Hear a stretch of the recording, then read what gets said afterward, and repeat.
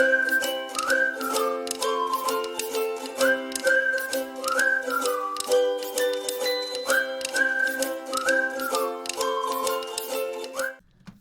right, so we are here with Mothers Illuminated. I'm your host, Michelle McCartney, here at the Co-work of Londonderry. This is a great location. They have office-based conference rooms, workshops for business owners, podcast rooms, and lots of great benefits for members. You can find out more at londonderry.cowork.com, and co-work is spelled C-O-W-E-R-C. And I am joined today with, is it Cindy Bennett? That's right. From Bennett Movement. And we're actually going to talk a little bit about the Wim Hof method because I know you're an instructor. So maybe if we can get a little bit of a background around you, your business, and how you found Wim Hof. Yeah. I kind of started off with the Wim Hof, program just through trying to benefit my clients. I had a brick and mortar business, and I was just kind of looking for that next thing. I'm a searcher. What's kind of the next piece of this? And I'm very much of a holistic type of approach to health and wellness and well-being. And so I had just heard kind of through my circles the name Wim Hof kind of thrown out. And so I was like, oh, what is this Wim Hof method? Yeah. So I kind of started investigating and digging a little deeper into it. And then at that point, he had a online 10-week program, and I just kind of jumped into that 10-week program. And was like, okay, like there's something here. Yeah. And let's kind of continue to dig a little bit deeper into it. So what brought me to the method and what keeps me in the method are very different. So again, what brought me to the method was, can I find something to help benefit me physically within working out, lifting, being a better athlete, like those types of things? And can I bring that to the people that I deal with on a daily and a regular basis? And however, what I found was completely different than that. I mean, I found those things. Yeah. And I found a way to heal some of the traumas that I've had in my past that I wasn't even really aware of. And trauma is all relative, right? I haven't had anything big traumas that I've had to deal with. But in terms of just things that my body seemed to be holding on to and carrying and weighing it down a little bit more than that I didn't even know. And so the Wim Hof method has allowed me to explore those types of things and just who am I at a deeper level than what I even was aware of. Wow. Yeah. Yeah. Okay. So the method itself it's got 3 pillars to it. So it's got a breath pillar, it's got a cold immersion pillar, and then a mindset pillar. And you would kind of do those, the breath leads to the cold exposure, which all leads to the mindset piece, right? It's all a big kind of circle that goes through there. So, yeah. Yeah, so I know the method itself has, like you said, the 3 different components. There's the breath work, there's the cold water therapy, and then you also do like these exercises. So if you could kind of talk a little bit about what it looks like to actually do the Wim Hof method, and kind of some of the benefits with some of those different things as well. Sure. So the method, again, you would theoretically start with the breath practice. Again, depending on where you are in this process. So beginners would start with 30 to 40 breaths. You would do a cycle of those breaths. You would exhale into a hold. You would hold for as long as you felt comfortable holding. Take your breath in, your recovery breath, and hold for like 10 to 15 seconds, and then kind of just repeat that process 3 to 5 times. And that's going to prep you for any cold exposure that you're going to do. Now, and again, we'll get into this, and this is part of your question right now. But the benefits of both the breath and the cold and the mindset piece, right? Just adding this all together. We're still discovering these things. So in terms of the breath work, the whole idea around the breath work is that we're changing the level of carbon dioxide in your body. So we're blowing off a certain amount of carbon dioxide. So you would inhale through the breath, with the breath. That inhale, the goal there is that you would inhale, again, I don't want to say forcefully, but actively. So you're actively going to inhale, and then you're going to reflexively let the exhale go. And then in that portion of the exhale release, the goal there is that we're we're alleviating carbon dioxide from the body. And in that process, most normal people are 95 to 99% saturated with oxygen. Now, carbon dioxide is not just a waste gas. That's, again, what I was taught very young, was that carbon dioxide is a waste gas that your body's looking to just get rid of. Carbon dioxide does so much in your body. Carbon dioxide is the reason that you breathe, right? It's not the need of oxygen. It's the buildup of carbon dioxide that triggers the breath. So with that breath, so with the exhale of the carbon dioxide, you're going to change the alkalinity of your blood temporarily. So when you blow off the carbon dioxide, you make your blood a little bit more alkaline, which then, again, has different types of interactions within your blood and within your body when that happens. Yeah. That's it's so interesting. And I know, like, I've done a little bit of research because my family, me and my husband have both done Wim Hof. And actually, so he was doing it well before he even met me. And then I found out about it, obviously, through meeting him. And he was, like, all about it. He's like, this is, like, the best thing ever. You have to try this. And honestly, it took me, like, 2 years to do it because I was afraid of the cold therapy. I was like, I don't want to take a cold shower. That sounds horrible. Like, I love my hot showers. I'll stick to that. And after, like a couple of years, unfortunately, it took me that long to get on board. But I eventually tried it, and I was really surprised at the ability, because what the Wim Hof method does is it helps your body, like, handle stress. Well, let me ask you this question. Yeah. So you were introduced to this method through your husband. Yeah. So I told you a little bit about my story. Like, Yeah. what continues to make you excited about it? What did you feel during the process, and what continues to make you excited about the method? I think it was an obvious progression when you're doing it. So, like, when you first start, you're kind of like, this is a little difficult, but, you power through it and you do what you need to do. But then, like, literally after, like, 4 days of doing the cold water, I remember going in and doing, like, you do, for the first week, you do hot as long as you want, and then you end it with 30-second cold. So I was doing it. I remember, like, on the 4th day, like, it didn't even take very long. On the 4th day, I went in there and I turned it to cold, and it felt like almost like lukewarm. Like, it wasn't even a shock, Yeah. And to me, that was the big, like, holy crap. Like, because that's pretty, I mean, when you're sitting there in, November in, New Hampshire, cold, and the water's as cold as it can possibly get, and it's hitting you and you don't feel the shock or the need to jump out of it, that's pretty intense. And so to me, it was like, doing that was like, wow. And then the longest I ever got into the program was about 5 weeks, which I ended up, it's a 10-week program, so I got about 5 weeks into it right before I got pregnant with my first daughter. And I was, like, loving it. By the time I got to 5 weeks, I was like, I felt like Superwoman. I had all this energy. It wasn't hard to make it a part of my daily routine anymore. It was just part of the routine. The water was super easy to do. I felt like every single time, every week, even though it changed and got progressively more challenging, it didn't feel like a challenge. Like, I felt like I could, tackle it. It was really interesting. And then even my breathing, I noticed, changed, where it became almost normal to do that intentional breathing in stressful situations or anything like that. And so that was interesting. And then, of course, I got pregnant, and you can't do it when you're pregnant. So I had to stop. Yeah, that's awesome. There's a few things to unpack there. So, like, so with this method, we know so little about the body, right? Yeah. So little. We have 200 years of like information, right? Yeah. And that's a minor blip on the screen when you're talking about, millions of years of evolution. Like, that's very, very small, very minor. So, when it comes to the information that we have with this method, it's so small.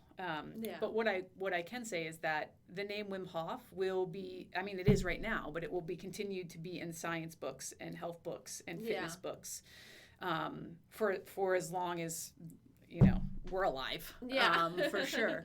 Yeah. Cold exposure has been something that people have done for thousands and thousands of years. Yeah. Breath practices are like indigenous practices, Yeah. in terms of how they're spiritual, how they're connected to nature, how they're just connected into life in general. Yeah. Yeah. So with that being said, like, we just don't know how it's going to affect people that are pregnant. We have no idea. Yeah. We don't know what the benefits are to fertility. We just don't know. Yeah. Those studies aren't there. Are Yeah. there benefits to do we know what's going to happen if you're pregnant and you do this method? No. Yeah. We don't know. Do we know about the benefits to fertility? We don't know. Are there some there? I'm going to guess that there are. Yeah. Do we have the science and the knowledge to back that up? We do not. Yeah. So I'm excited to continue to kind of watch this evolution of science behind this method and just this breathing practice and this cold exposure and what comes from the science behind it. Yeah. It's an exciting time for that. In terms of like cold exposure, like it's a training. Yeah. So if you train it will. First off, I've met very few people that are in the middle. So kind of like what you said when we first started. Cold is scary. Yeah. Like, why would you do that to yourself if you didn't have to do that to yourself? So I've met very few people that are like, maybe I'll try it. It's like either I'm on board or I'm not, right?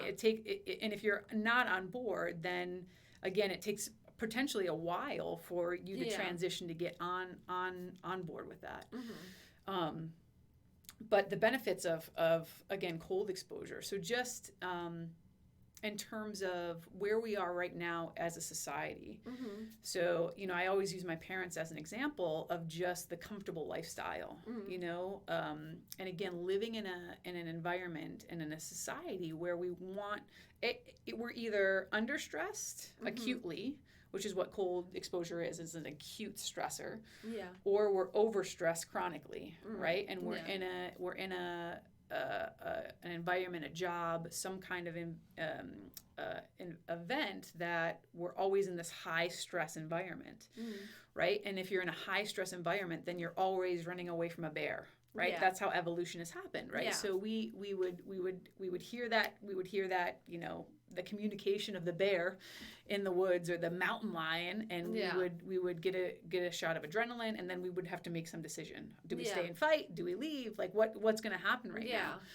And so right now in our lives, we don't have that stressor anymore necessarily, but our stressor now is, okay, like I have to go to work for 8 hours. I have to get these 3 big job assignments done with this group of people over here that I'm kind of struggling with. I then have to go home and take the kid to, have to take my daughter's soccer practice, and then I have to pick up my son from gymnastics. And I have to make dinner, and there's 3 loads of laundry that need to be done, right? That's now the stressor of like the chronic stress environment that we've now kind of created for ourselves in a lot of lives. So we live in this high stress environment, which is not what your body is meant to do. It's like redlining a car all the time, right? If you did that, eventually you would have some kind of problem in that car. And it's the same thing within your body, right? If you're constantly redlining your body, you're going to have some kind of blowout somewhere sometime. And that might just be burnout. Right? So that just might be on the other side of that, where you're constantly burned out. Instead of being at this high chronic stress environment, you're now depressed, you don't want to do anything, all those, you've now crossed into the burnout zone. We want to live in the middle of that.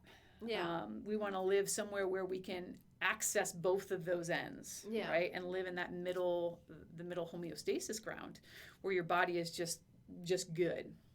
And so my parents again like to live very comfortably. So they live in, I don't know what their house is set at, 78, right? In Florida, right? Set at 78 in Florida. And they, they put a coat on when they want to put a coat on. They don't go out when it's crappy outside. And so what that does, they don't necessarily get as much fitness and activity as they should. So what then happens is whatever you're asking from your body will give you.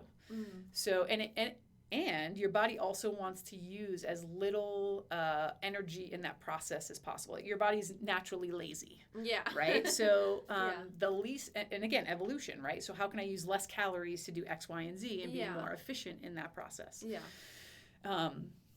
So if you don't ask it, right, if you sit 8 hours a day, you're going to be an Olympic style sitter because you're training that, right? You're training sitting for 8 hours a day.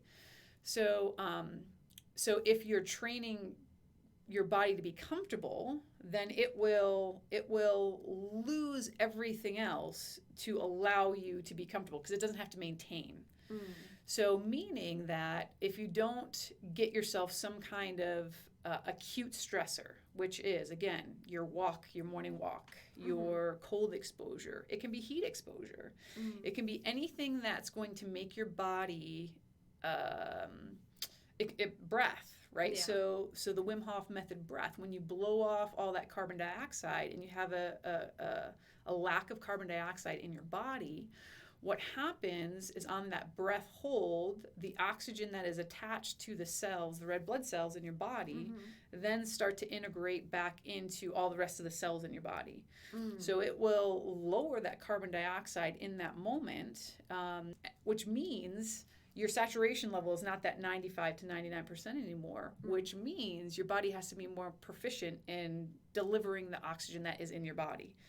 So it then has to work a little bit differently and better and more efficiently in that moment. So it's a training atmosphere, right? That breath in that moment is you training your body to do something different than maybe we would have if we hadn't done that breath work. Yeah. And so that's what cold exposure, that's what this breath work is an acute stressor on your body in which there's instant benefits and there's benefits that are a little bit more, that take a little bit longer to train into your body because of those things. Yeah. That makes sense. And so if you had somebody who was kind of on like the chronic stressed out, like almost burnt out type of thing, would something like this still benefit them, adding on an extra layer of stressors, or, how would that work? Yeah. So there's, again, that's a good question, right? Because there's no one size fits all with anything. Yeah.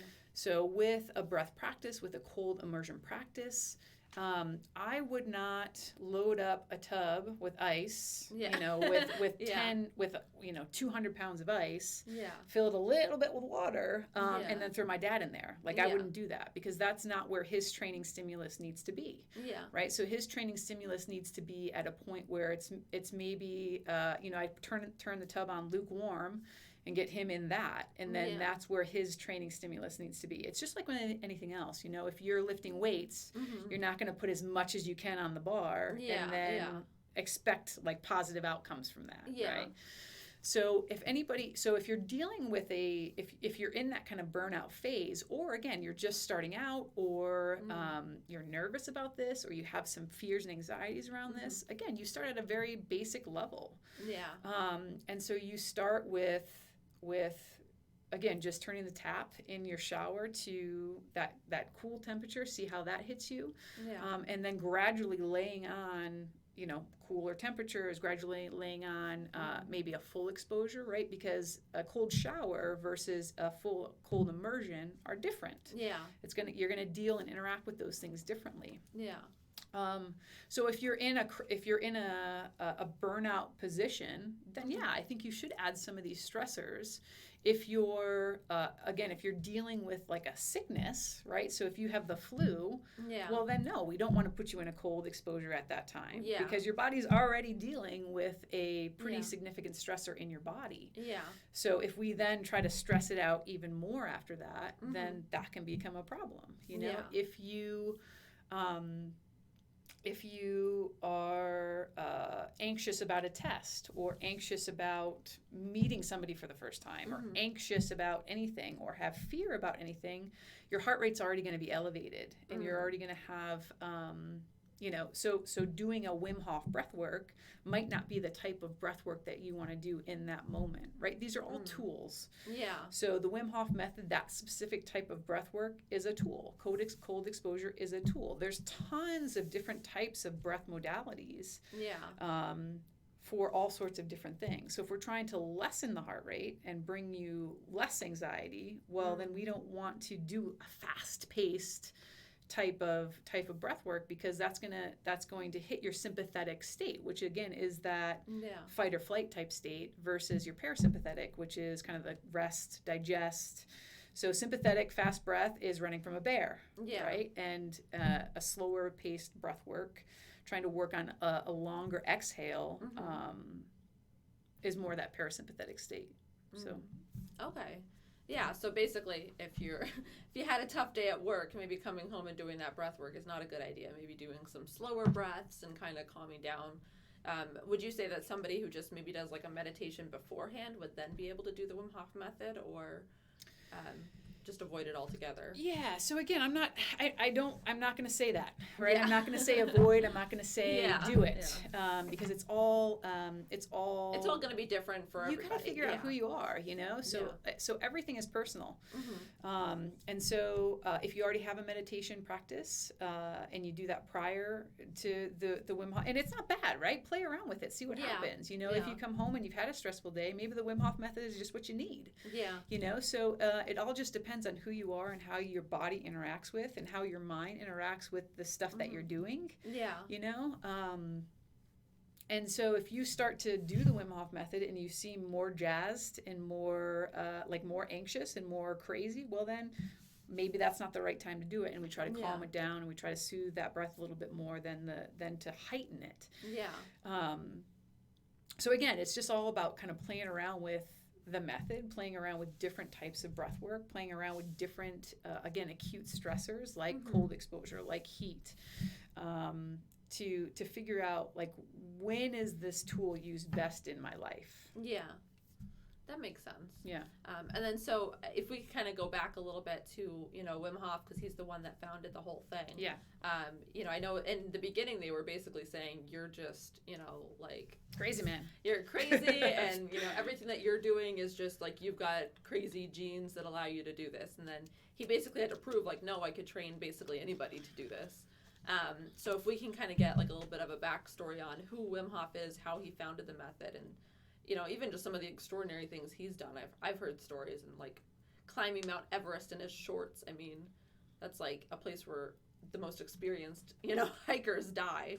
So if we could get a little bit of background, that'd be great too. Yeah, Wim Hof is a really interesting man, and you kind of have to be, right? So like people that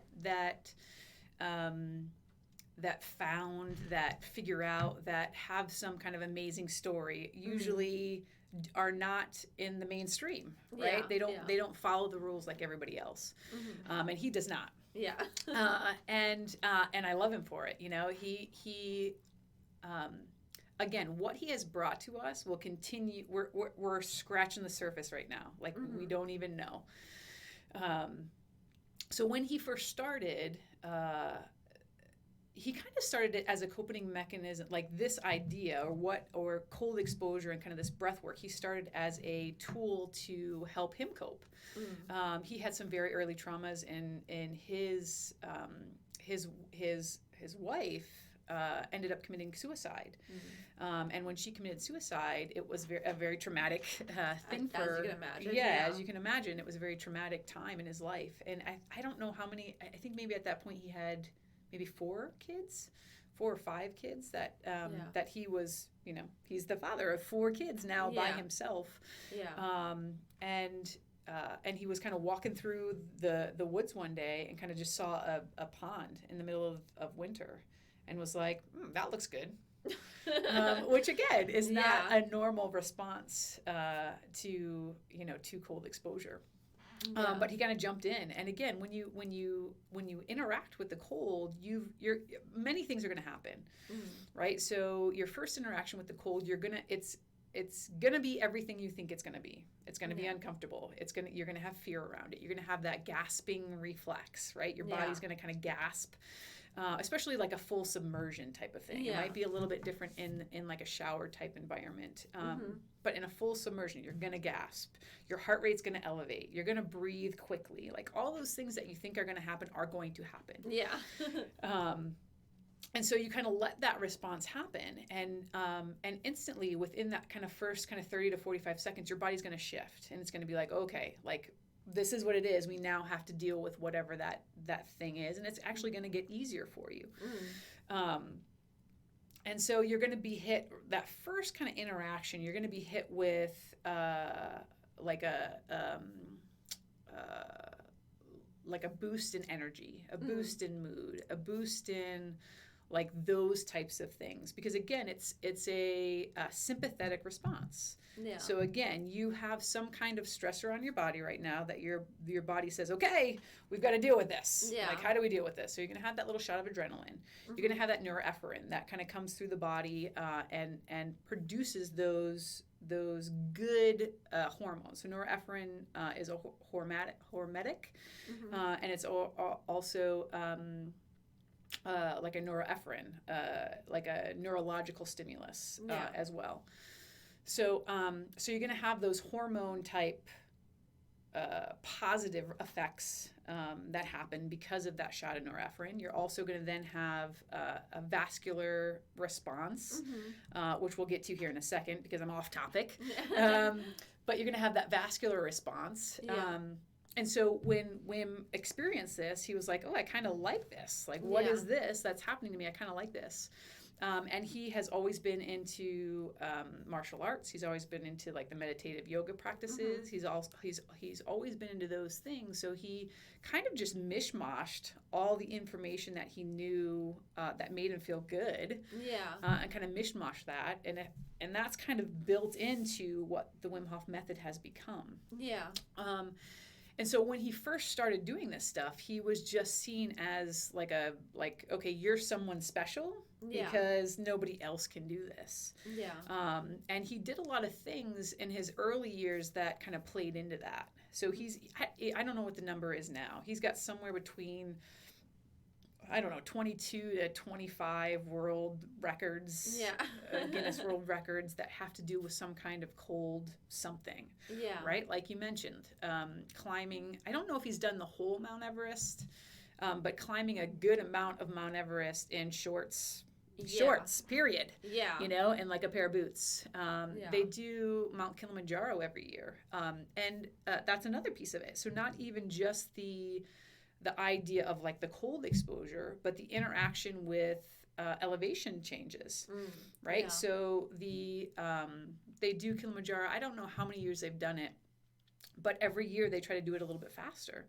So, and I don't know what the current record is, but it's like 36 hours, you know? And that's something that usually takes people weeks to do because they climb a little bit, they acclimate to the new elevation, they climb a little bit, and through this practice, through the method, like it just happens, right? It's just part of that process. And that's, again, dealing with the carbon dioxide sensitivity, you know? So as you get into higher elevations, you have less oxygen that your body then has to deal with. So you have to figure out how to interact with that carbon dioxide to oxygen ratio differently in your body. And that's just part of this process. So in his early years, he did a lot of things that like played into that stereotype of like, you're special, you know, like he did those things. He swam under, 100 yards of ice in the Arctic. You know, he was in, the cold bath he was in a cold bath for 2 hours, you know? So he did some of these things that,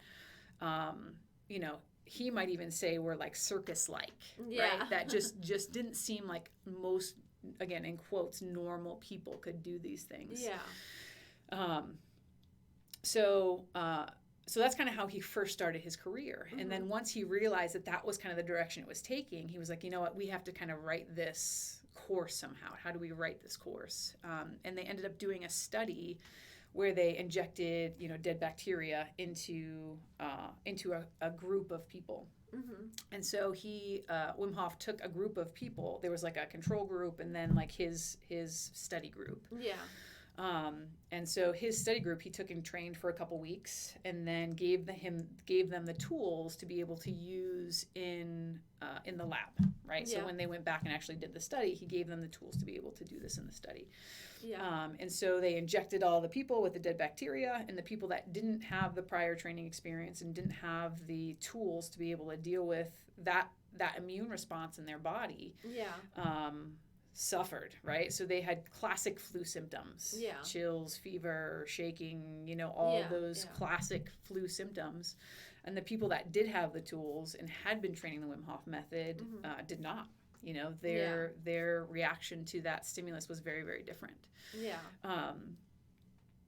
So that was kind of the beginning of the method, was in that moment of like being able to share and train and get that information to, again, not only that closed group of in that study, but also, again, on a much larger scale of like, this is the method, and here's how we're going to be able to share this with other people. Yeah. And I think that's really cool what you were saying. So the people who didn't get the method ended up all getting sick, and the people who did do the method basically didn't. Right. And I think especially nowadays in the crazy world we're living in, that's like super relevant, Yeah. Where everybody's, trying frantically not to get sick. That just something like this, like a daily practice of having your body being able to be strong enough to fight off an immune system, response basically. I think that's like huge. Well, yeah, and again, it goes to a lot of different things here, right? So, we have as a Wim Hof method instructor, we have a monthly get together, if you will, via Zoom. That Wim Hof comes on and he'll chat, and then we'll have like a little meeting or whatever. And the last few, again, has been, we started with, how simple, we are in a crazy time right now. And a lot of people are suffering in a lot of ways. And how crazy is it if it could be as simple as breath and cold? Yeah. How crazy is that if the world didn't have to shut down because of something so simple as this little piece of training over here. Yeah. And again, just with breath and with cold, assuming you don't have an overactive immune system for whatever reason, because that is out there. Yeah. That's a very small thing that's out there. But with cold exposure, you increase your red blood cells, which helps fight off any kind of foreign invaders or foreign bodies in your body. Yeah. So again, just by giving yourself some stress on a daily basis or on a semi-regular basis, your body will be more adapt to deal with stress. Yeah. Right? So if you train stress, you can deal with that better. Yeah. If you train back squats, your back squats will be better, right? Yeah, so it's just like exactly. it's anything else.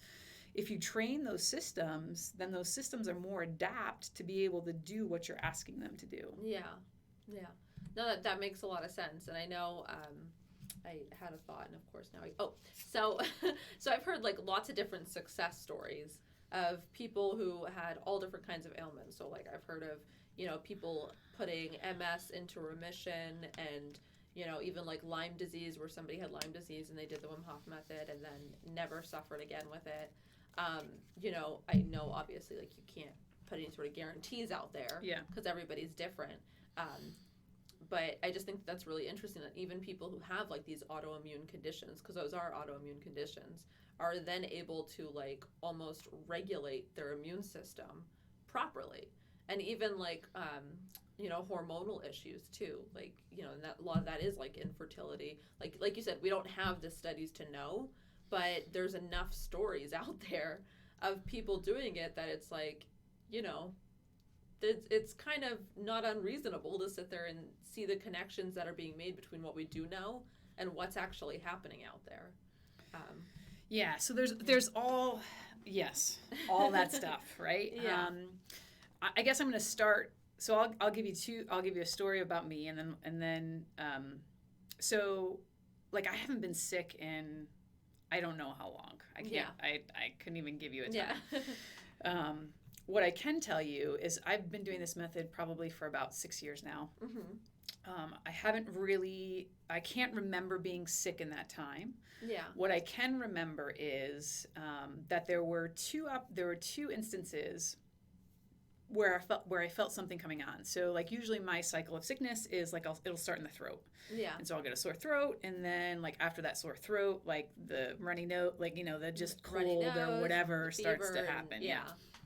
And so so 2 times, and since I've been doing the Wim Hof method, when I had that happen, so I had 2 instances where the sore throat came, and I was like, oh no, I'm getting sick. What's going on? I got myself situated. I did a 40 to 60 minute breath session. And within that breath session, when you put Bengay on, you get that like cool hotness feeling. Yeah. I was able to create that on my own in my throat.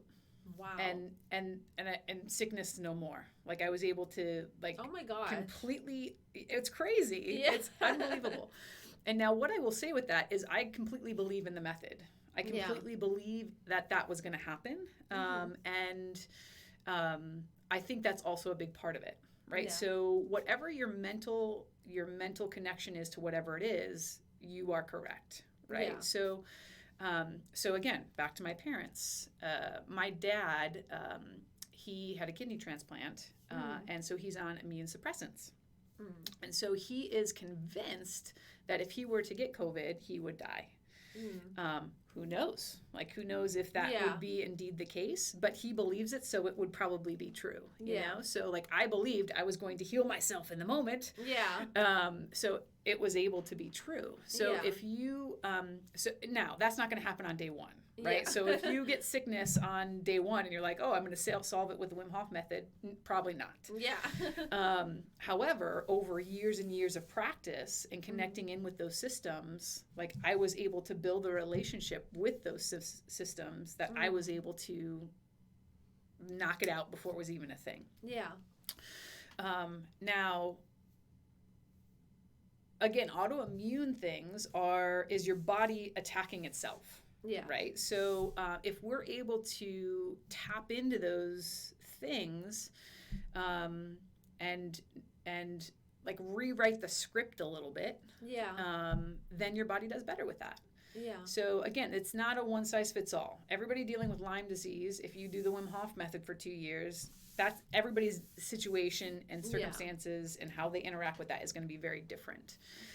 With that being said, there has been a lot of great things, right? There has been many types of autoimmune issues and disorders that, again, with time and consistency, it's not going to happen day one, but with time and consistency, if you put the effort in, that there has been a lot of positive benefits. And again, this is all what we're going to learn in the next 10 years, 15 years of like how to just tap into what you have already in you, right? This holistic approach to your healing.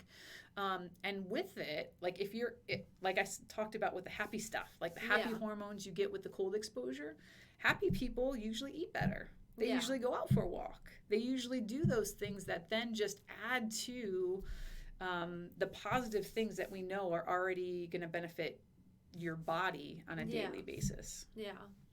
And so, first of all, can children do the Wim Hof method? And then if they can, what age would you recommend like introducing them to the method? Yeah, so I wouldn't necessarily, so we, company policy, company line, right, is no. Right? We just don't know, right? So we just don't know. So we're not going to put a kid in a cold tub. Yeah. And I know a lot of people that do that, right? Yeah. So again, it's something that kids tend to, and again, I don't have kids, so you would be the expert here. Kids tend to want to do what they see other people they look up to doing. Yeah. You know, so if you are a parent of a child and you do this method, I would not be surprised if that kid one day says, "Hey, can I try that? You know, can I do that?" And again, it's something that we always want to keep fun. and we always want to make sure that they're curious about, nothing that we ever want to like regulate with that type of population, right? Yeah. So, and it would really just be kind of cold exposure. And cold exposure doesn't have to be like a cold shower or a cold immersion, like cold tub type of thing. Yeah. It can be an early season swim in the river. Yeah. Right? Which kids do all the time. Yeah. You know, jumping in the lake, kids do all the time. You know, up where I am in Plymouth, New Hampshire, like there's Squam, like all sorts of lakes that you know, it's kids are in as soon as the ice is off. Yeah. And you know, and at that point, depending on the age of the child, depending on what they do, and especially again where I am up north, kids are out a lot. Yeah. You know, they are outdoor all the time. You know, and they're interacting with nature on a regular basis. And a cold exposure might just be letting the kid decide how they want to go outside. Yeah. You know, so like when it's snowing and there's 3 feet of snow and they want to go build a snowman, and as a parent, you might be like, okay, here, put these 10 layers on. Yeah. You know, maybe just letting the kid decide and then helping them check in with their body, you know? Yeah. So like after a couple hours when they, you know, whatever, however much time. Yeah. After a little while when they've been outside, you know, hey, Sarah, how are your hands doing?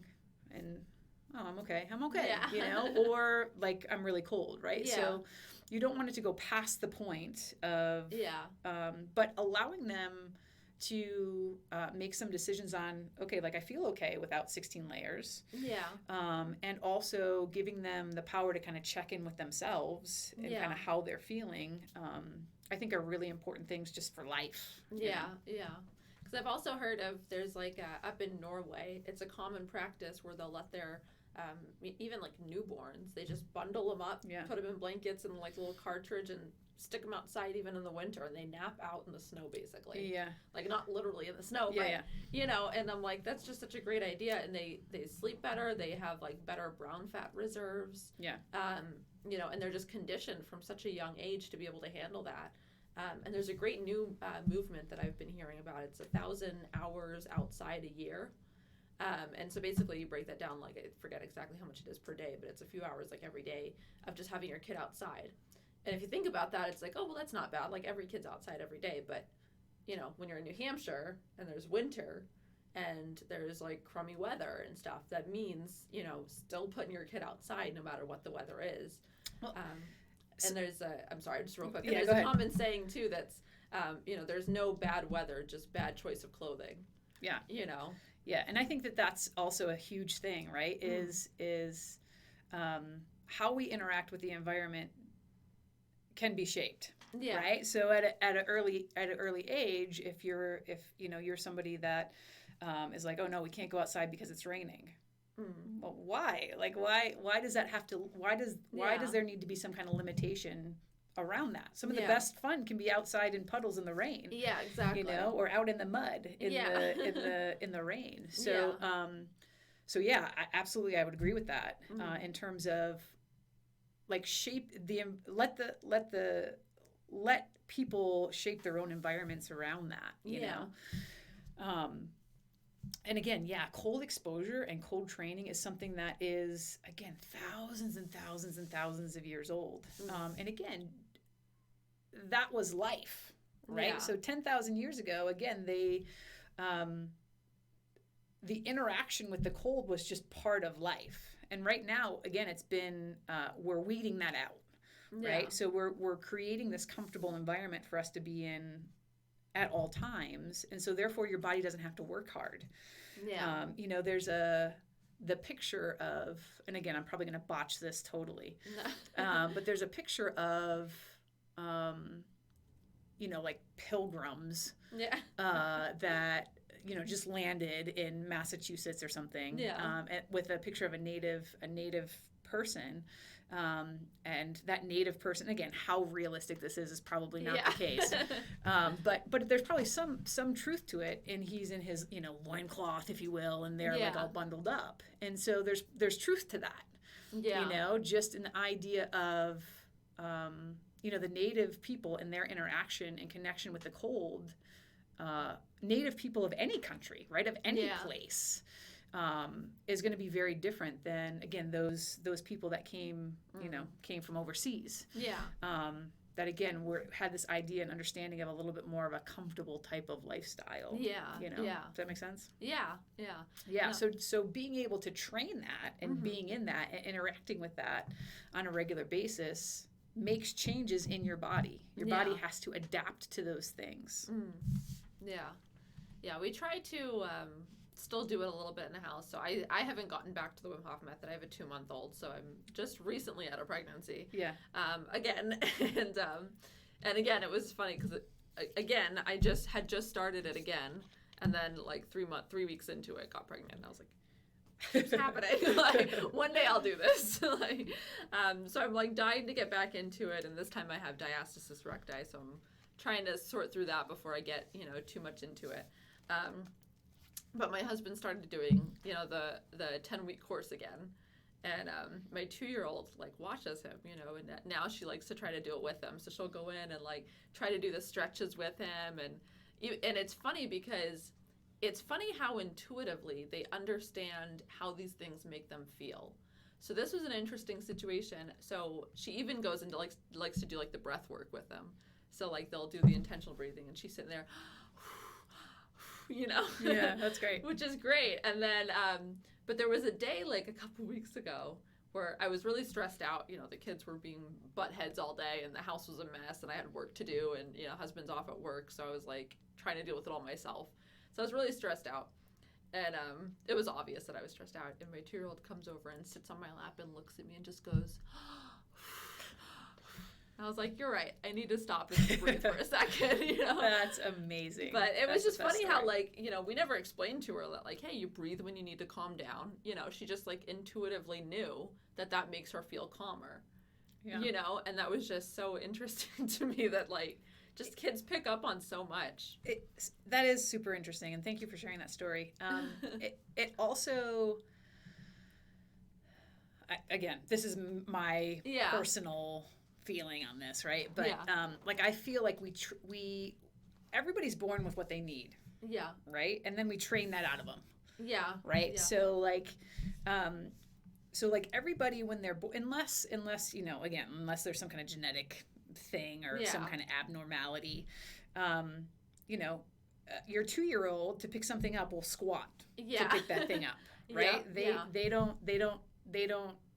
They don't need anybody to tell them how to squat. Yeah, exactly. Right? It's there. Yeah. Now, take that same person 30 years down the line, and they can't do that anymore, right? Yeah. They don't have the ability to have that range of motion or that movement. And again, that's just life, right? So, like, maybe that person now has to sit, the only job that they wanted or needed or could find was sitting at a desk for 10 hours.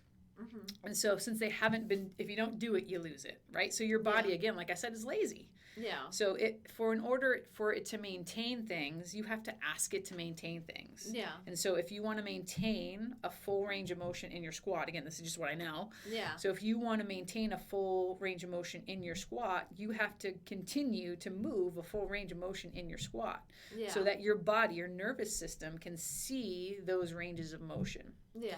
Now, if you don't do that because you're sitting in a chair for, again, whatever, 8 hours, 10 hours a day, just because that's life, and that's what you have to do, your body will lose the ability to squat full ranges of motion. Yeah. So we have that intuitiveness to breathe, right, until we forget how to breathe.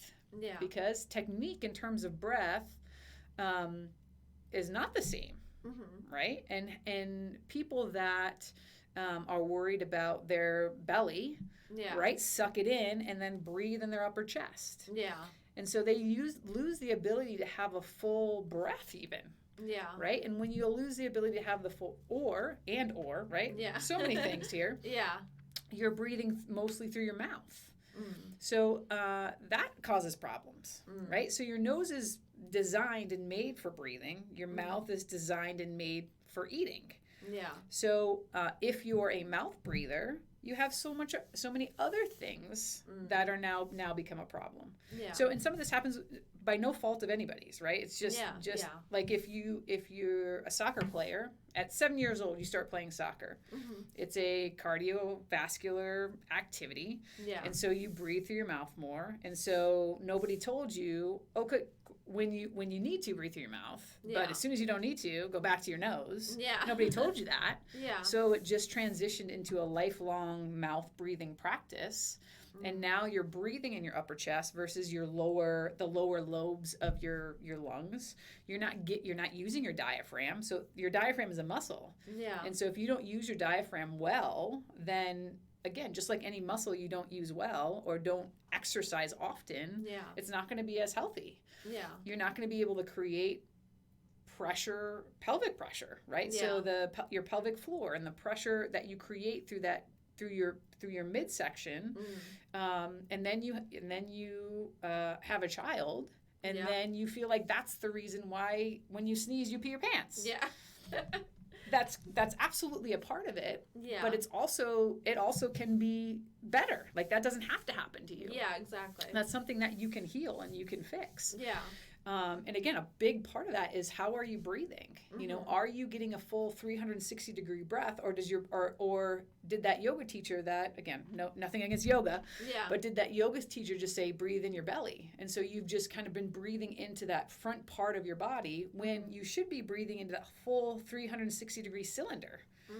Right? So that's the idea of the breath, should be that full breath around your torso, and not just that what a lot of people call that belly breath. So all of that has to do with, you know, again, your like how that interacts and how your body sees the breath is very different based on all those scenarios. You know, so like your 2-year-old just knows like this is what feels good because we haven't trained it out of her yet. If that makes sense. And hopefully we won't. Yes, hopefully we won't. And again, I think that this conversation we're having is great. I think the way that you're approaching that is great, just because again, the curiosity piece, like what don't I know, and how do I figure out some of those things, just so that, and again, this is how I found Wim Hof. Like what don't I know that I want to know, that I can hopefully bring to other people so that I can help them know. And again, that was the original way that I found Wim Hof. And again, like I said, I stay for very different reasons. But yeah, I think being curious about, again, this holistic approach to life, I think is a really important place to be. And I think that's, I mean, to me, that's actually the essential reason why I even do this show, is because as a mom, there's like 1,001 things that you feel like you should know, but you don't know, you know? And it's like, I remember when I was pregnant with my first daughter, I spent, oh God, I don't even know how many weeks researching like products. You know what I mean? It's like, you sit there and research what's the safest crib, what's the safest, you know, bassinet, and the, you know, high chairs, and, you know, anti-tip dressers. I didn't even know if those existed, and like, you know, stuff like that. And, you know, you just research all these things because you're like, oh my gosh, like I'm responsible for another human being. I need to make sure that they're going to be safe and happy and healthy. And I'm doing all those things, and then, you know, and then the next part, I remember researching all that stuff. And then on YouTube, there's a chiropractor that we follow called John Bergman, and I had a video about like happy kids, happy life type of thing. And I was like, you know, I should probably look at that too, because like that's kind of important. Like, you know, how do I even keep a kid healthy? I don't know. And so I watched that, and then I dived into like all of these different things about, you know, keeping kids healthy. And it's just funny, like as a parent, it's like I feel like I'm never done researching. Like even now, I have a 2-year-old, and it's like I'm constantly like, okay, my kid's like literally kicking and screaming because I won't let her run around a parking lot with their cars. Like, is this normal? Like, you know, am I still doing an okay job because my kid wants to kill themselves, you know? And so it's like you're constantly looking up things. And so, you know, the development of this show is really just that. It's like there's so many different perspectives and things around life, and how can we be better moms? How can we help raise the next generation so that they're raised with this knowledge? Because I wasn't raised with this knowledge. I was raised, you know, I'm sure like you, with, you know, a thermostat, and that's how you did it, and you didn't go outside when it was raining. Of course, it depended on whose house you were at. Right. Because I grew up in Texas, and so under the soil, there's clay. So flooding is a huge issue in Texas because the water doesn't have anywhere to go. And so I do have this one memory where I was over sleeping at a friend's house, and there was this huge storm that came through, flooded the streets, like cars couldn't go through because it was just like a couple feet of water in the roads. So my friend and I got this like blow up, That's amazing. like kayak thing and went out there, and her mom was like, yeah, if you want to. Like, it was pouring, and we're like kayaking around the roads, and nobody was outside. There were no cars. It's not like we could, what the hell's gonna happen to us. But it's just funny that like now that I'm an adult, I'm like, oh my gosh, I can't believe we did that. Like, would I let my kids do that? I would hope I would, but it's like, as a parent, it's hard sometimes to sit there and be like, oh yeah, go out there and probably get sick, and who knows what'll happen. So like, yeah. So I grew up actually outside quite often. Yeah. So like we would have, the spring rains, and where I lived, there was like a field off to the side, and every year that would fill up. And we would have a similar type of thing. But it sounds very much more dangerous where you were. This water wasn't moving; it was just there. And it's like, for me, I hope I never stop like investigating. I hope I never stop being curious, because like, to me, as soon as that happens for me, like that's my biggest fear actually in life is like stagnation. Like that is a fear of mine. Yeah. So I hope that never gets to a point where I'm like, I'm good right here, like where I am in my life. With that being said, you can find research for anything and everything. Yeah. Right? You can find research for like McDonald's as a healthy lifestyle. Yeah. You can find research as McDonald's as an unhealthy lifestyle, right? So I think it comes to, for me, it comes down to a couple things. It's like, okay, well, who's doing the research right now? Yeah. Like, is that McDonald's that put out that first study, Yeah. So it comes down to like, where's the money? Who's doing the research? Like that kind of thing. And it also comes down to, again, everybody, like science is big, right? So as we're going through this evolutionary process with the Wim Hof method and what we're learning about it, like those are important things. Those are important milestones. Those are important things. And my breath practice is going to look different than your breath practice, right? So like everybody's going to, again, these are tools, right? Here's a tool. Here's a type of breathing that is a tool. Do you like it? Does it feel good? How does your body interact with it? Here's cold exposure. Do you like it? Does it feel good? Like after you do it for a consistent amount of time, because again, that's important, consistency. Yeah. After you do it for a consistent amount of time, do you notice the differences? Are there differences? What do you feel? Like everybody's body is going to interact to the COVID vaccine differently. Yeah. And so there's not one size that fits all with any type of tool. So you have to build the package for yourself.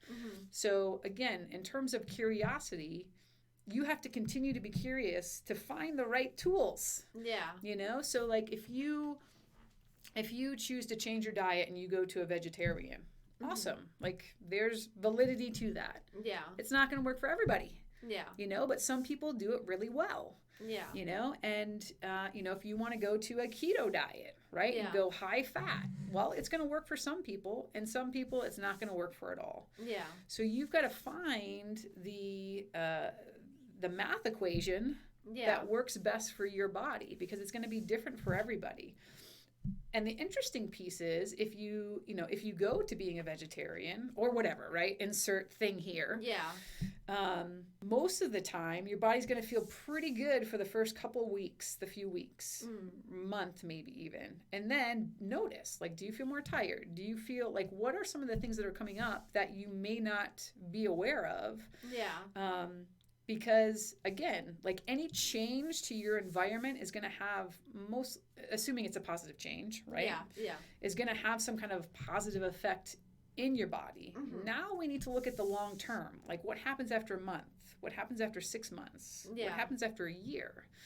And see if it's still that same positive change, or do we need to tweak it a little bit? Yeah. Maybe instead of doing a full cold exposure every day, you do it once a week. because that's really what we see, right? So in terms of cold exposure, we see that the benefits of the cold exposure last about 6 days.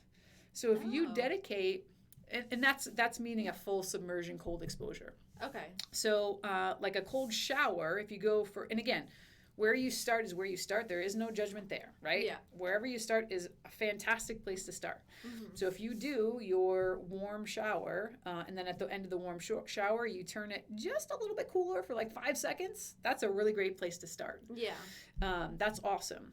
When we start to get into kind of a little bit more of a full exposure into like an ice bath or an environmental cold exposure, like I was in the river by my house this morning, right? So something like that, after about, like if you're in there for 2 minutes, and again, this is not something you would do on day one, right? This was something that you would do after years of practice. It would be something that you would probably take somebody with you, because again, like in terms of an environmental exposure, anything could happen. Yeah.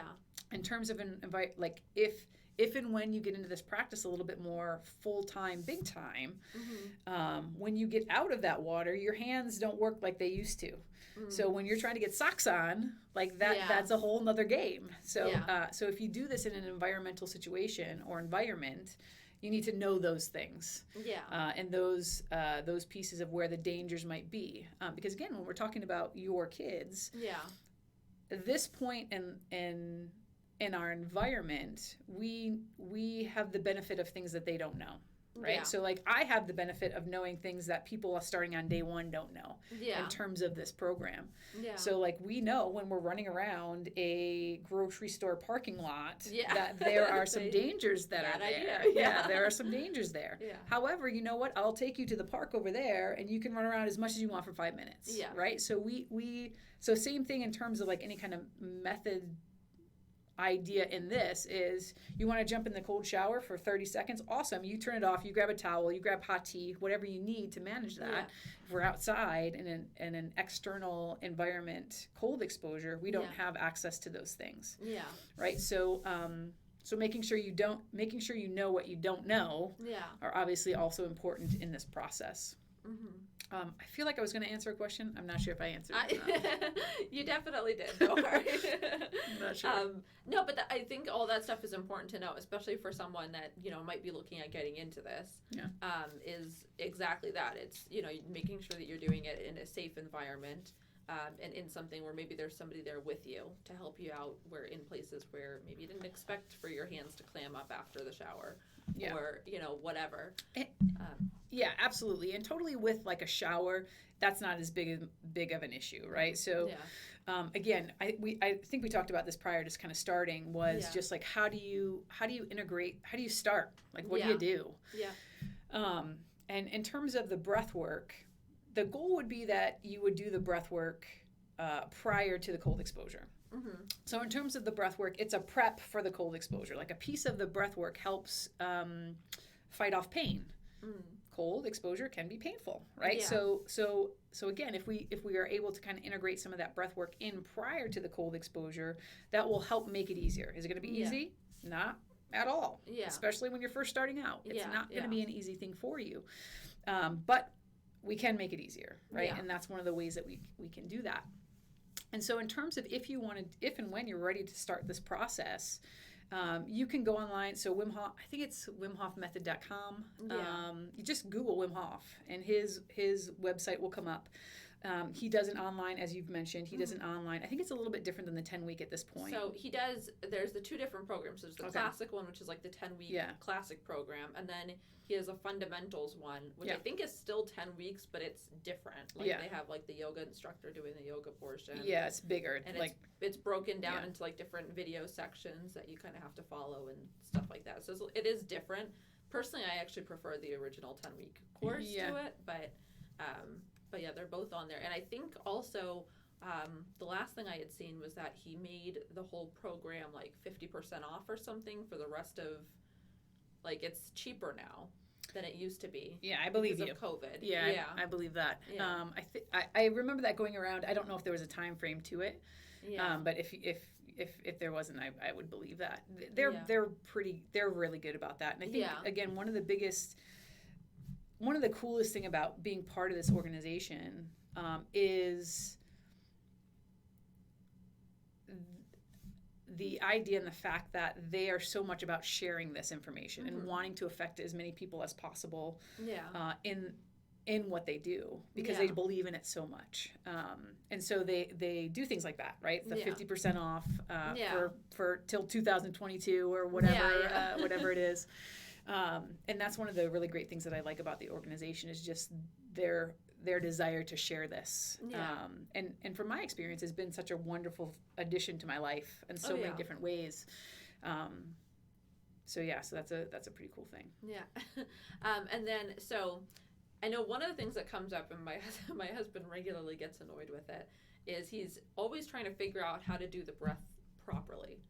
So, because the breath work is different, and it's you're training your body how to breathe, essentially. And so it can be challenging for people, I guess, that maybe it's not like the normal way that they would breathe. So it's a forceful breath in and then just a relaxed exhale, or how does that, like, what does a normal, like, breath work look like? Yeah, so, and I would call it an active breath, right? Because we never want to force anything. We don't want to, I don't like to, I would use that word. Yeah. But again, just like we talked about in terms of like belly breathing, right? Yeah. So like your intention behind what you're trying to say and what actually gets conveyed can be very different, right? I would say an active breath in versus a forced or a forceful breath in, just for those reasons, right? Yeah. So the intention of which we're trying to get across. And then kind of going back to the idea of like, how do you start? If you just go to the Wim Hof YouTube channel, there's a ton of stuff also on there. And they've got a brief kind of guided breath work, video on there that you can kind of just play around with as well. But the whole idea, again, is about taking a full breath in. Mm-hmm. And again, that's going to be different and mean different things to different people. The way that I kind of explain this or describe this is, again, if you're in one of my fundamental courses or you're taking any of my breath courses, mostly it's all through the nose, right? So you're going to go full breath in your nose, and you can either go exhale through your mouth or your nose, but I do everything kind of through the nose. Mm-hmm. Again, kind of what we talked about before is like that's the breathing mechanism in your body. Yeah. And you also, again, there's just so many different things to the nose. The amount of air you can take in and get rid of, right? The flow, how much is important. Yeah. The nitric oxide that you pick up, which helps the exchange of oxygen to carbon dioxide in your red blood cells, is important to pick up, and you don't get through your mouth. So there's a lot of different things that just nasal breathing affects in a positive way. So again, if you're doing stuff with me, I'm going to say in your nose, out, either your nose or your mouth. You're going to decide, and it's going to be that big breath in, and then you just kind of reflexively let it go. So whatever that kind of looks like, feels like for you. So again, it would be an active breath in and then a reflexive breath out. So again, if I were to do that right now, it'd be something like this. Get myself situated. Yeah.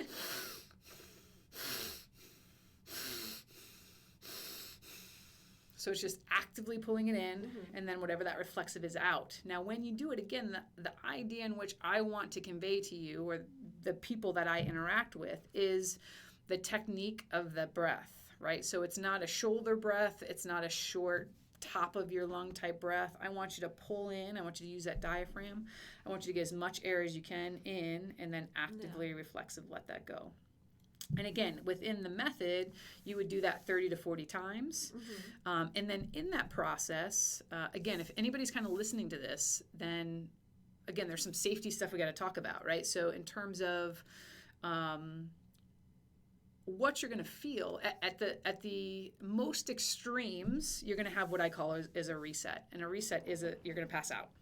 Okay. So at what we're, again, like we've talked about, you're lowering your carbon dioxide, and at a certain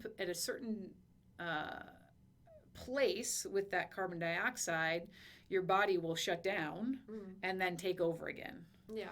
So that will be your pass out point. And again, I have seen this twice in my experience doing this, and Yeah. it was at our instructor training. It was Oh, really? it was instructors. So I've never seen this in terms of any of my fundamentals or anybody else's fundamentals.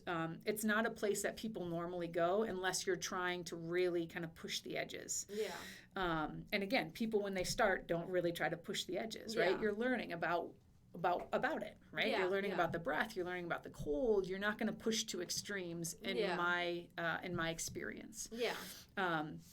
So with that being said, like you shouldn't practice this method while you're flying a plane, Yeah. Yeah. right? That could have consequences. Yeah. You shouldn't practice this by any kind of water, right? So you shouldn't be at the edge of your pool doing this right ready to go into your cold exposure afterwards, right? You shouldn't do that. You should give yourself some time, both in between your breath, and make sure if you do pass out, you're not going to go face first into some kind of body of water that you'll drown in. You can drown in 2 inches of water, right? Yeah. So just make sure that you're in a position, you're on your back on the floor, you know, you're seated comfortably leaning against a wall, something where if the extreme happens, which again, it doesn't often, but if the extreme were to happen to you, like you're going to be safe. You're going to be in a safe environment, and all the people around you are going to be safe. So not a good idea to do this like while driving to work. No, not at all.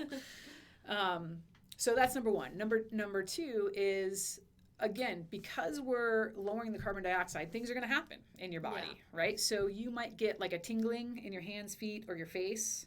You might get crampy there. And again, carbon dioxide does so many things with the stuff that's in our body. So when the oxygen comes to the cells via the red blood cells, the carbon dioxide is what releases it to your other cells. So if you're lacking and have low carbon dioxide, then that release doesn't happen, period, or as well or as much. And that's part of one of the things that we're training is how efficiently can we get at the low carbon dioxide points, but also knowing that when that happens, you might get a little crampy because that oxygen isn't being released. The bonds that need to happen to create to make sure that doesn't happen isn't happening. That process isn't happening. So you might get crampy, you might get a little tingly, you might get what I call kind of a heavy chest. You might get a little head fog. So you might get a little tingly in your ears. You might get a little ring in your ears. Like all of those things are a symptom of the breathing, right? So if you don't like any of those things, back off the breathing a little bit, and those symptoms will lighten up. But all of those things are very common with the breath. So if you start this process and you're like, oh, what is happening? Those are all things that happen. That's just a symptom of what you're doing. And if you an important thing to remember is you are in control with all of these things.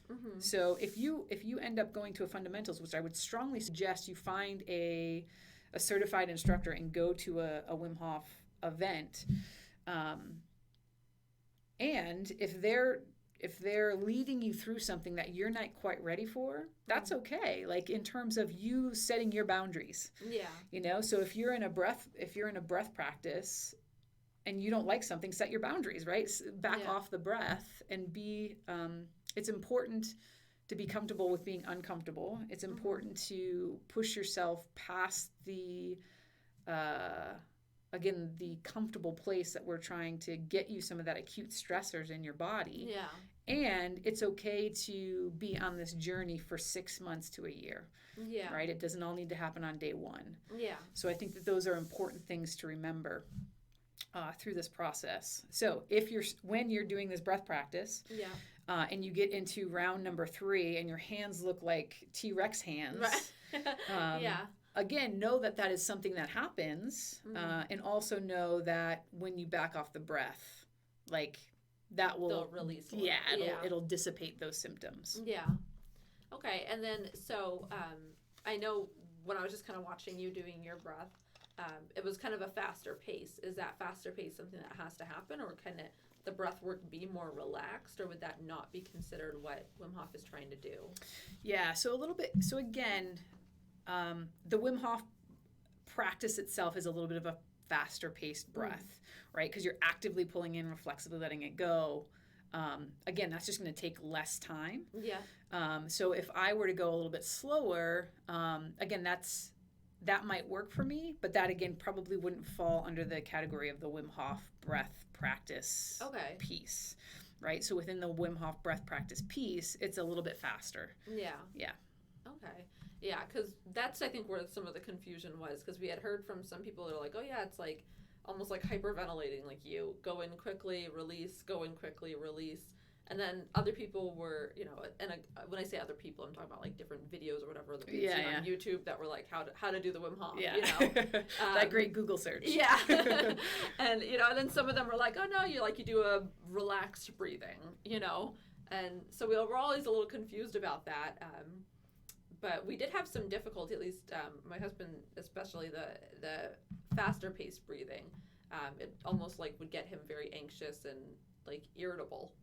He'd get frustrated very quickly because he felt like, he's like, I don't know if I'm doing this right. Like this you know, and I was like, I think you're just responding to the stimulus of what's happening, I think is what was happening. But, you know, how would you, I guess, walk somebody through that might be getting a little irritable or frustrated with trying to keep up with a faster paced breath when we're not normally doing that?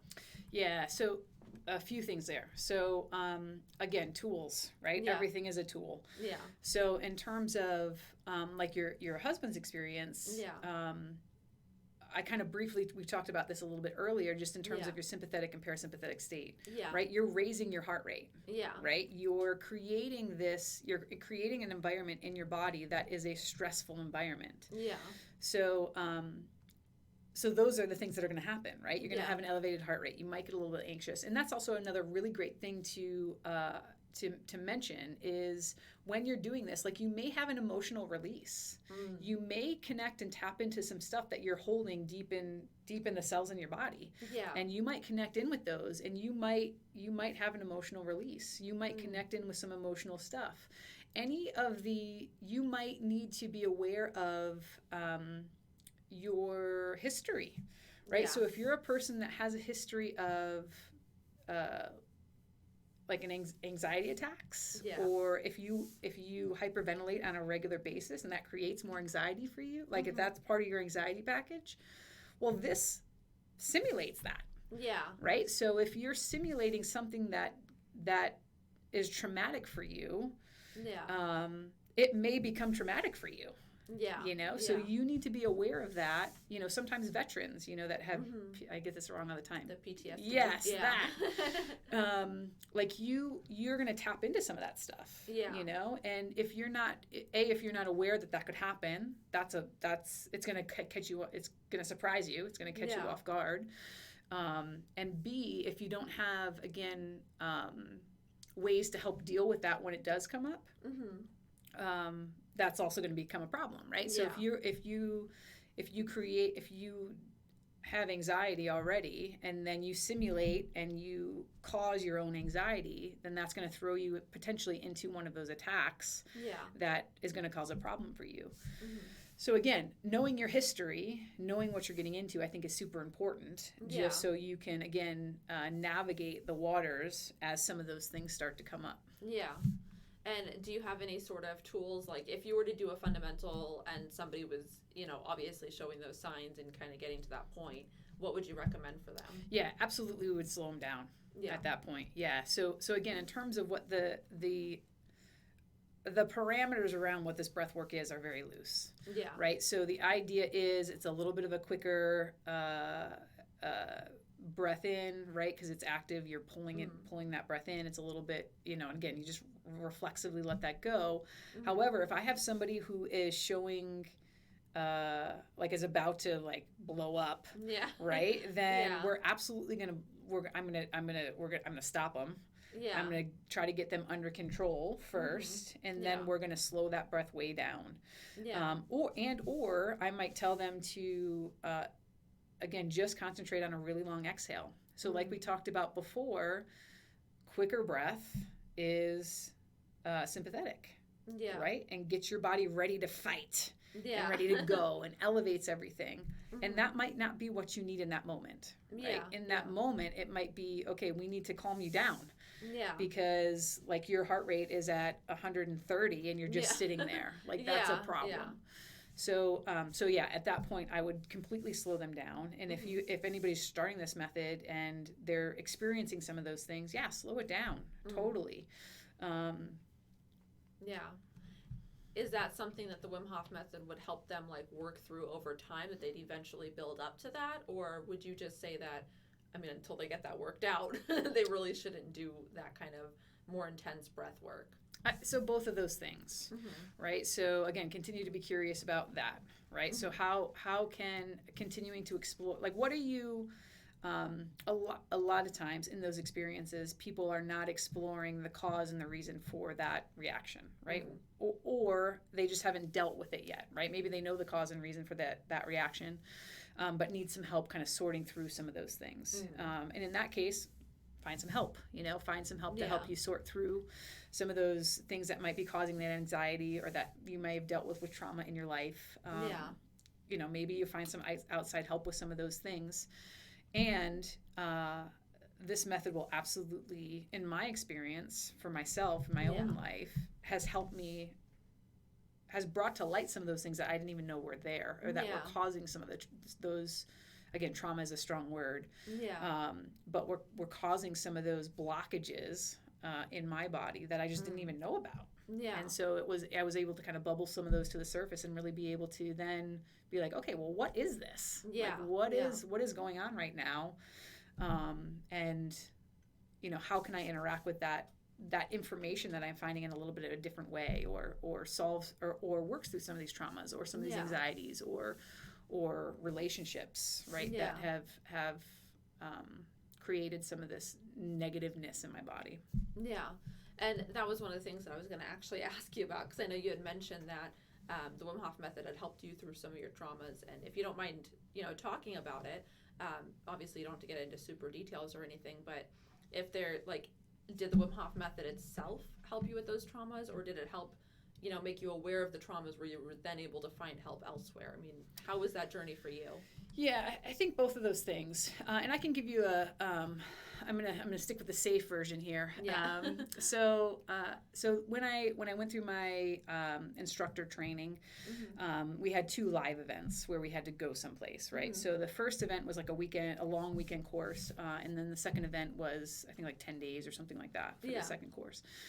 And in the first course, I was coming off of like a lot, right? So like we had just bought a house. There were so many things wrong with the house. I was trying to get the house ready for like to move an Airbnb in there. Like there was just so much that I was trying to do. And for me personally, I will just layer it on. And then until it becomes too much and too heavy, and then usually I snap. Right? That's kind of my MO, if you will. And so like there was no breathing time, meaning like I hadn't had any time to it's like after a big event, right? So you give birth, and so you have the baby, you have to get the car seat, you have to get all this stuff, and then like again, I'm just making this up, I don't know. And then like 2 to 3 weeks later, you have a second to maybe take a breath. And then the reality of the situation kind of sets in. It's just you have so much to do that you don't take the time to really know or feel until like all that stuff happens. So that's kind of where I felt was in my life. Like it was like just one thing to another thing to another thing to another thing, and I hadn't really taken the time to really feel what I was putting on myself, or like just take a breath, or even enjoy life in the moment. Like I was just like, I have all this stuff to do. And so I got to the event, and we were the way that the event worked in that situation was you came in and there was like lecture talk in the morning, and then like before our little lunch break or whatever, we did a breathing session, and then we came back and we did more like talk lecturing, and then we had another breathing section, and then we did a cold exposure at the end of the day, and then we left, right? And so we were one day, I think it was probably the last day, we were in the last breathing session. And And so Wim has like his instructors, right? He doesn't go around to all these courses, right? He has his instructors that go. Yeah. And so I was laying down and doing the breath, and one of his instructors was leading the session, and then all of a sudden, like you heard his voice, and it was like, oh, like okay, because they played videos and stuff from him from the weekend and stuff like that, and I was like, oh, it's like playing the video. Yeah. And so it ends up he was there. And so he finishes off that breathing session, which was really super cool. And and I come out of it and I'm bawling. Like I'm just completely like I've lost it. And I'm like, what is going on? Yeah. Like, what is this? And so like I'm just completely bawling. And so like he brings us out of this, and like I'm just tearful.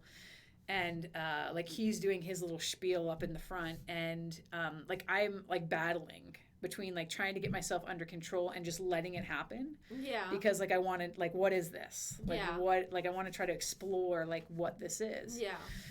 And I'm sure it probably felt kind of nice to get that release out too. Yeah, totally. Yeah. And so like that would be an example of kind of like how this method like connects in with that is like, so for me in that moment, I was like, man, the last few months is what this is, right? The last few months of me putting all this pressure on myself has been what this release has been about. Yeah.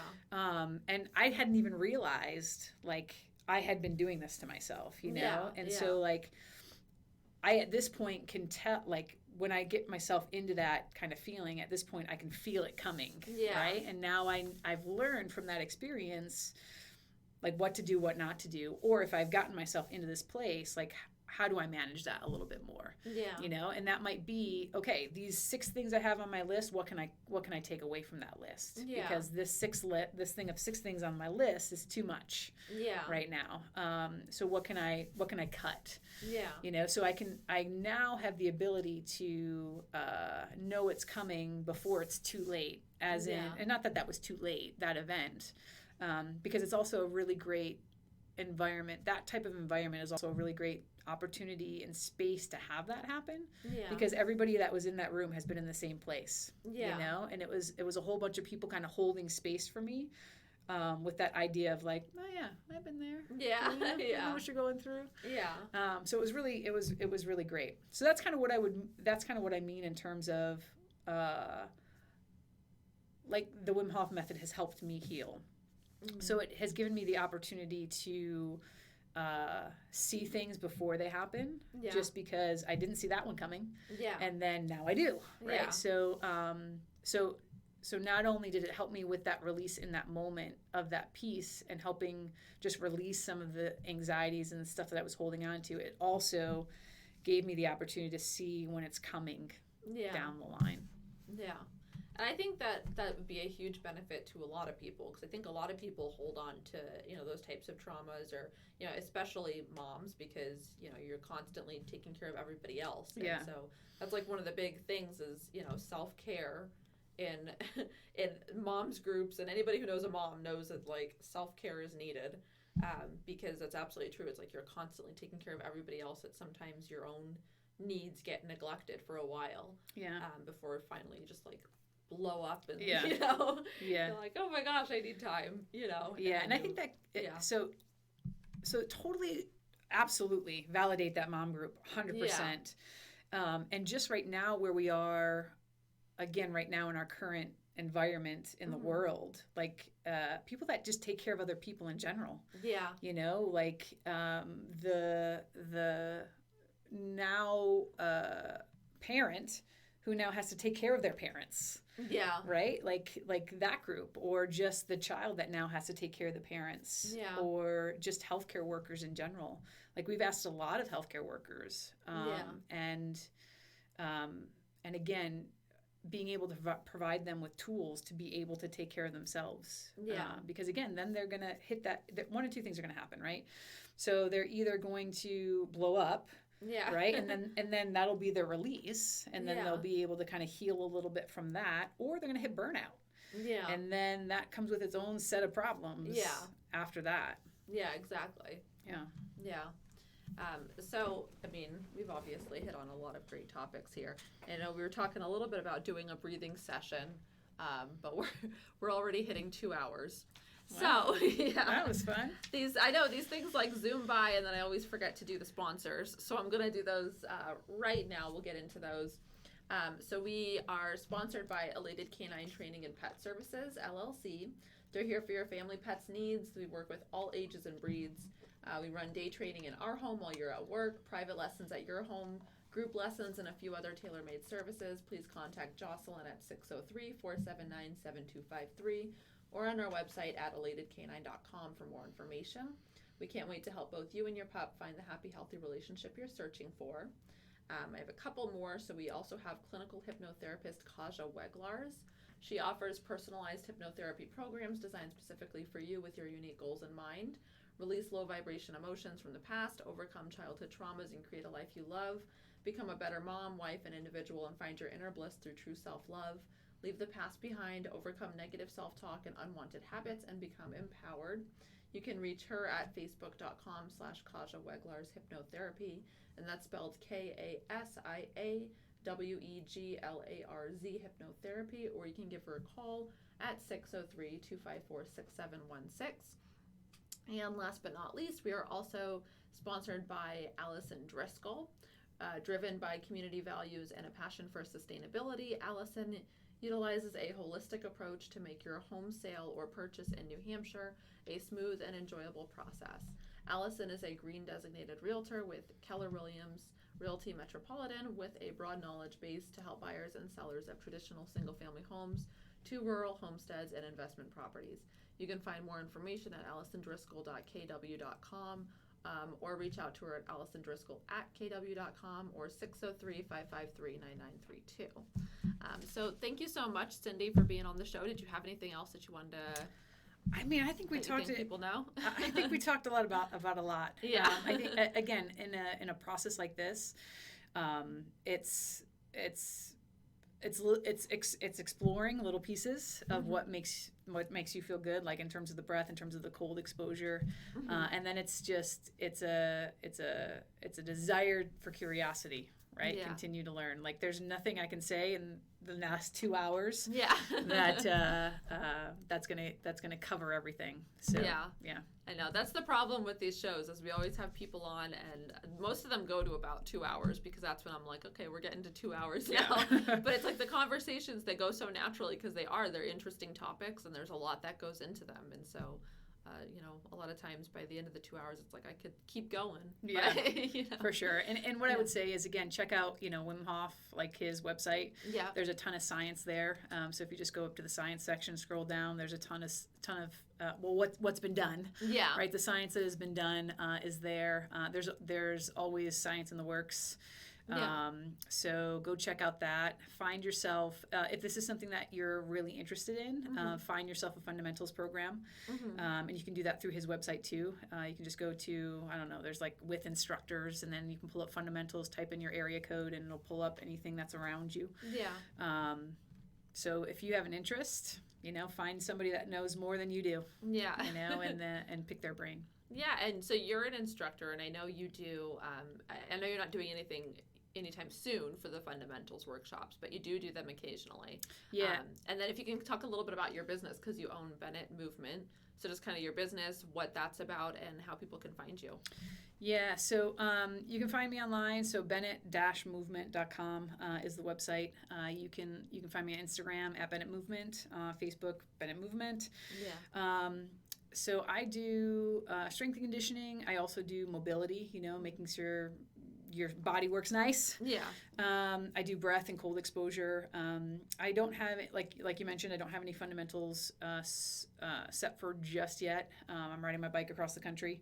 Yeah. So we are doing a program with that. And if you do have any interest in any kind of breath stuff, in any kind of cold exposure, I'm doing a 7-week program where I'm having people come on and talk about this stuff.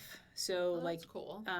with multiple different types of breath modalities with any kind of endurance training, if you're an endurance athlete of sorts. Yeah. And endurance is life, right? Yeah. Life is endurance. Yeah. So we're talking nutrition, we're talking about training, we're talking about multiple modalities of breath, we're talking about cold exposure, we're talking about all sorts of things. So that drops on Monday.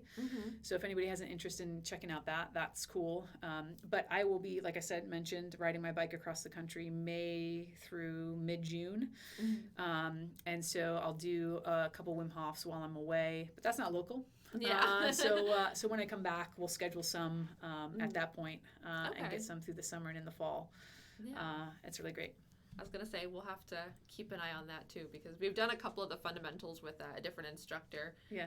And actually my husband went to one that was on like an equestrian farm. Yeah. And he said that was his favorite, because it was like you did the whole method, and then afterwards they all got to walk with like the horses, and it was just like a really cool, like calming and almost like a really holistic experience for him, which was really cool. So that's great. Yeah. I'm glad you had a good experience. Yeah, that's good. We'll definitely have to look you up, but Cool. Thank you so much for being on the show. Thanks for having me.